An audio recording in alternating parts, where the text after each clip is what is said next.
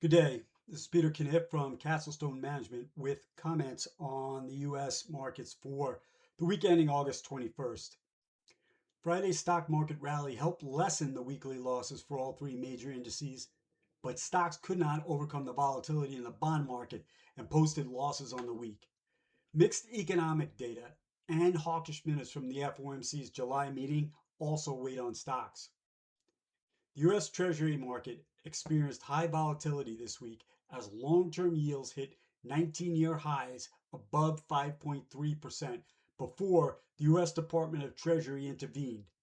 Treasury Secretary Scott Bessent announced plans to double long-term bond buybacks to $4 billion. However, the initial relief rally fizzled out as persistent fiscal deficit concerns and rising oil prices pushed yields back on Friday. The 2-year closed the week at 423, the 10-year note at 473, and the 30-year at 527. The US dollar index lost nearly 1% in the week as volatility on the bond market lessened demand for US government bonds. Pressure